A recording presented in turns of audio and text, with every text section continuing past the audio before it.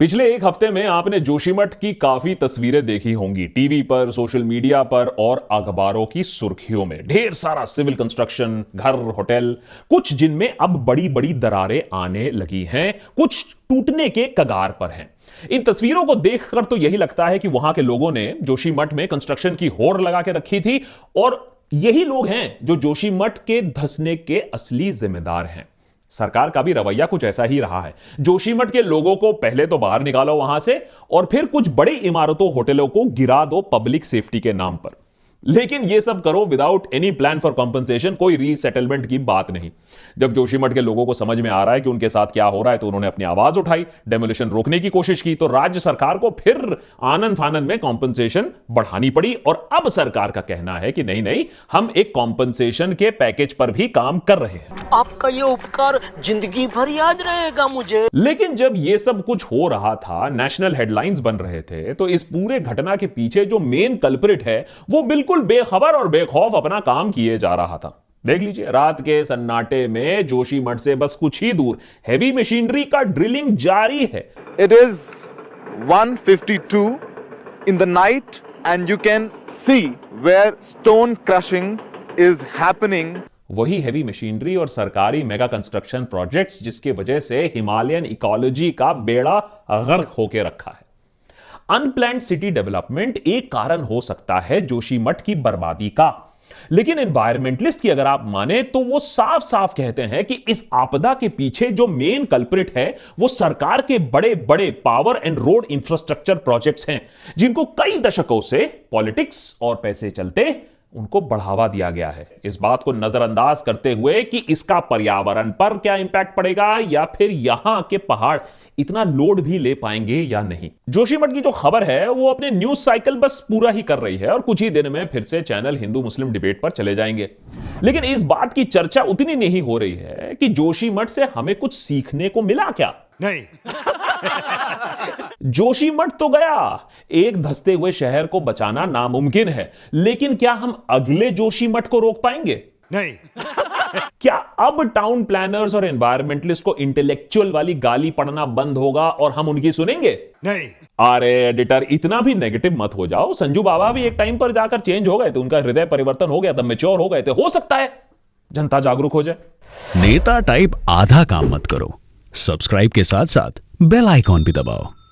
इस बात पर कोई डिबेट नहीं है कि हमारे जो पहाड़ हैं उनमें जो अर्बनाइजेशन हुई है वो किसी स्ट्रैटेजी के तहत तो नहीं हुई है, लेकिन उससे भी बड़ी गलती उत्तराखंड में नहीं, पूरे हिमालयन रीजन में धर्मशाला से लेकर अरुणाचल प्रदेश तक बड़े बड़े इंफ्रास्ट्रक्चर प्रोजेक्ट्स, जिसका लाभ नेता टाइप लोगों को मिलता है वोट बैंक के रूप में और कमीशंस के द्वारा नोट बैंक के रूप में।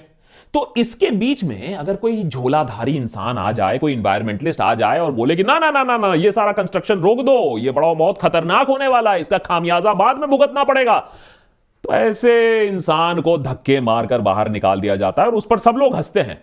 और अगर ना भी हंसे, ऐसे सजेशंस को फाइल में बंद कर कर भुला दिया जाता है, ठीक जैसे हुआ एमसी मिश्रा के साथ।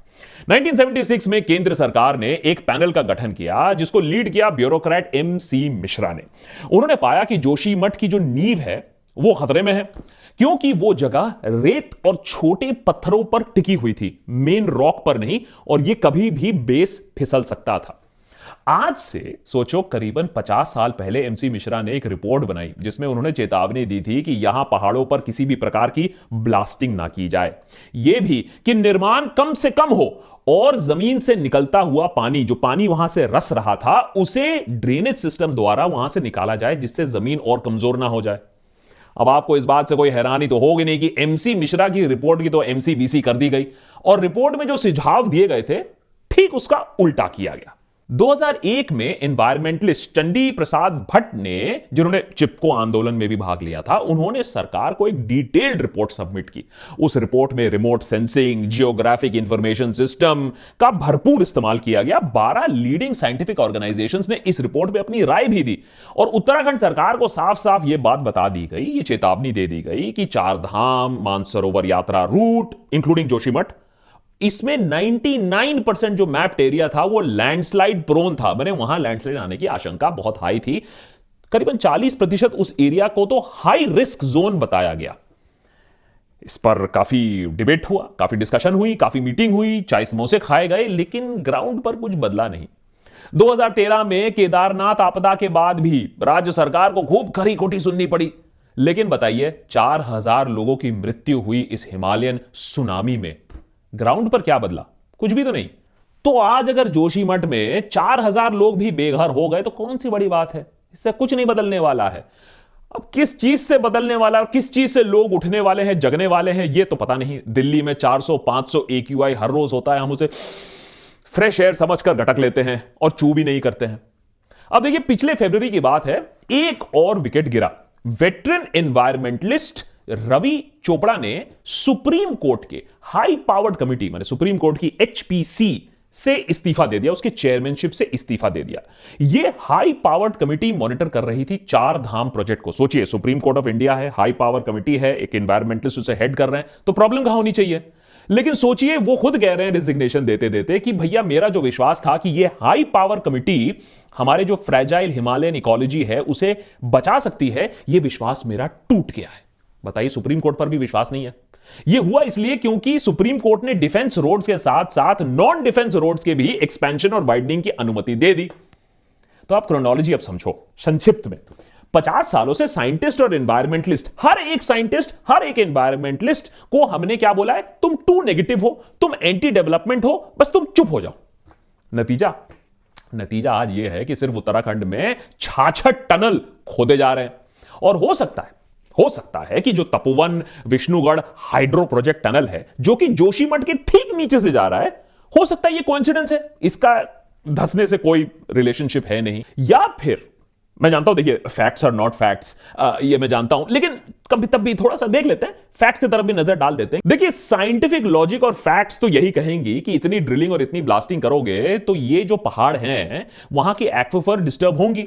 और ऐसा 2009 में हुआ भी, जब एक एक्विफर लीक करने लगा और 70 मिलियन लीटर पानी हर दिन वहां से बाहर आया। इतना सारा पानी रसा, और ये जब जमा पानी जब बाहर आता है तो ये जो ऊपर का जो लेयर है, जो अर्थ है, उसको सपोर्ट करता है। लेकिन इस पानी के बिना क्या होगा? वो लेयर अपने आप नीचे धंसने लगेगा। लोगों के घर खाली हो रहे हैं, होटल गिराए जा रहे हैं, लेकिन 500 मेगावाट प्रोजेक्ट तो बंद नहीं होगी ना, क्योंकि इसमें तो बहुत लोगों का पैसा, बहुत लोगों का कमीशन फंसा हुआ है। एनवायरमेंट प्रोटेक्शन के नाम पर अब होने वाला यह है कि आम आदमी की बलि चढ़ेगी और बड़े बड़े प्रोजेक्ट्स ज्यों के त्यों चलते रहेंगे। 2016 में नोटबंदी के साथ साथ केंद्र सरकार ने एक और मास्टर स्ट्रोक की रचना की थी। 12,000 करोड़ वाली 900 किलोमीटर हिल रोड एक्सपेंशन, जो कि साल भर कनेक्टिविटी देने वाली थी 4 धाम सर्किट को, माने बद्रीनाथ, केदारनाथ, गंगोत्री और यमुनोत्री को। ये सारे धाम अपर हिमालय पे है और वहां हम बड़े बड़े रास्ते खींच रहे हैं। देखिए, धर्म स्थल इंसान जाता है थोड़ी तपस्या कर, थोड़ी कठिनाई सहकर, और यहां हम धर्म स्थलों को टूरिस्ट डेस्टिनेशन बनाने की कोशिश कर रहे हैं जिससे करोड़ों लोग वहां पहुंच जाए। चलो ठीक है, ये भी ठीक है, मान लिया भाई पॉपुलिज्म करना है, लेकिन आप ये सब कर रहे हो पहाड़ों को काट के, ये जानते हुए भी कि एक एनवायरमेंटल डिजास्टर है, लेकिन आप तो किसी की सुनोगे नहीं। 4 धाम प्रोजेक्ट एक manmade disaster in the making है, बनते बनते दिख रहा है। लैंडस्लाइड ले लो, पेड़ों का कटना ले लो, पेरिनियल और सीजनल, वहां जो रिवर और स्ट्रीम है वो अपना कोर्स बदल रही हैं क्योंकि वहां रास्ते बन रहे हैं और पहाड़ काट रहे हैं वो, और एक्विफर तो डैमेज हो ही रहे हैं उसके ऊपर से। तो अब जब क्लाउड बर्स्ट होगा तो पानी को जाने के लिए कहीं होगा नहीं, वो पूरी की पूरी पहाड़ी और वहां का रास्ता लेकर नीचे जाएगी। मालूम है सरकार को कि अर्थक्वेक प्रोन जोन है, सीस्मिक फॉल्ट लाइन पर हम वहां बैठे हुए हैं, लेकिन हमें रेल प्रोजेक्ट काटना है, वो भी 70% टनल के थ्रू बोरिंग करके काटना है, काटो। इस कारण विमलेंदु झा जैसे एनवायरमेंटलिस्ट का यह मानना है कि जोशीमठ एक झांकी है, असली वाली हिमालयन आपदा अभी बाकी है। और यह एक नेचुरल नहीं, कहीं हद तक नहीं, किसी नेचुरल नहीं, बल्कि इंजीनियरिंग मेड डिजास्टर है, इंजीनियर्स ने बनाई है। क्यों? क्योंकि डेवलपमेंट सबको चाहिए। ये गलती मत सोचिएगा कि कोई डेवलपमेंट नहीं चाहता यहां, या फिर आर्मी की मूवमेंट नहीं होनी चाहिए, खासकर कि चाइना जैसी हरकतें कर रहा है। सबको दिख रहा है, सबको ये चाहिए चीजें, लेकिन इंजीनियर्स को यहां की जियोलॉजी और जियोग्राफी समझने की जरूरत है, जो कि वो नहीं समझते हैं। जयपुर में जैसा रास्ता बना रहे हो वैसा ही अगर फ्लाईओवर जोशीमठ में बनाओगे तो आपदा तो आएगी, क्योंकि हम भूल जाते हैं कि हिमालयस को दुनिया का सबसे यंगेस्ट माउंटेन रेंज बोला गया है। यहां बहुत सारी चेंजेस अभी भी हो रही हैं हमारे सामने माउंटेन रेंज में। उसके ऊपर यह हाई सीस्मिक जोन पर बैठा हुआ है जहां अर्थक्वेक और जमीन शिफ्ट करने की संभावना ज्यादा होती है। उसके ऊपर एक्सट्रीम क्लाइमेट इवेंट्स होते हैं, जैसे अक्सर क्लाउड बर्स्ट होते हैं। यहां इंफ्रास्ट्रक्चर की परिभाषा ही बदल जाती है। लेकिन क्या हमने बदली है? क्या हमने यहां प्रोजेक्ट्स के पैरामीटर्स को ध्यान रखकर काम किया है? अगर ऐसा किया होता तो इतने सारे रास्ते लैंडस्लाइड के चपेट में ऑलरेडी ना आते। क्या ड्रिलिंग और ब्लास्टिंग सॉइल टाइप को मद्देनजर रखकर की गई है? क्योंकि हर सॉइल की अपनी लोड बेयरिंग कैपेसिटी होती है। अगर की होती तो इतने एक्वीफर डैमेज ना होते।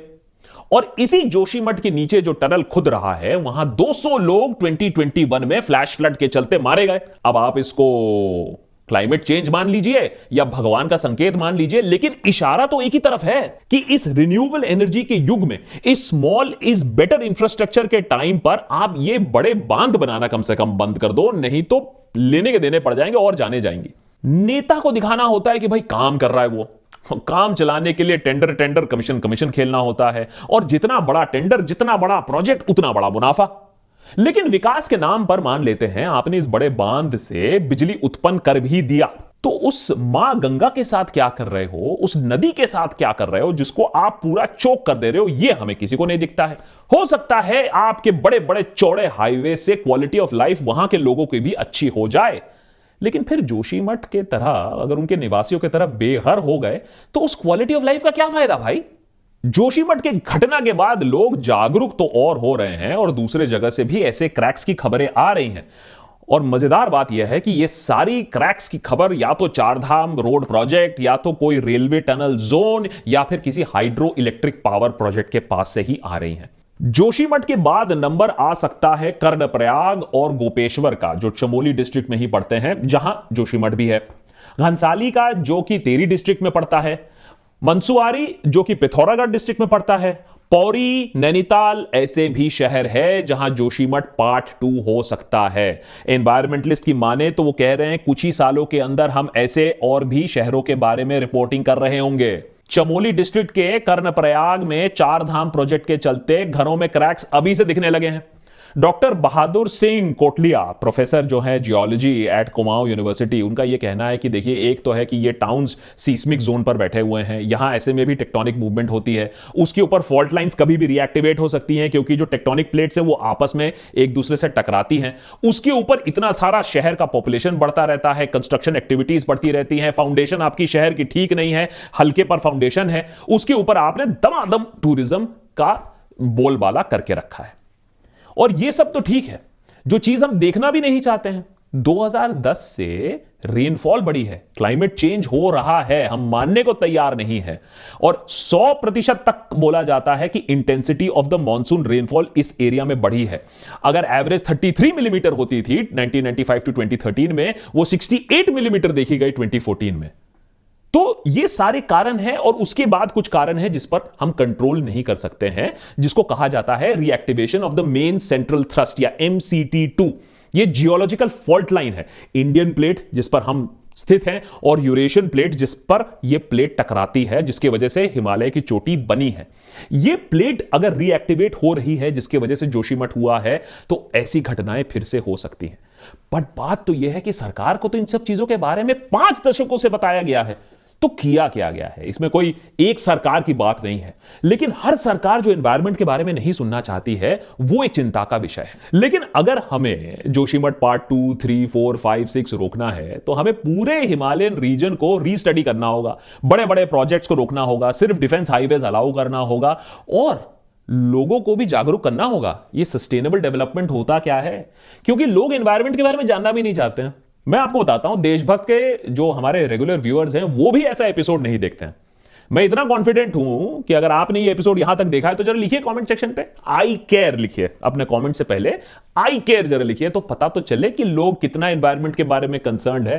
तभी तो समझ में आएगा कि चलिए, यू ऑल्सो केयर। नेता टाइप आधा काम मत करो, सब्सक्राइब के साथ साथ बेल आइकॉन भी दबाओ।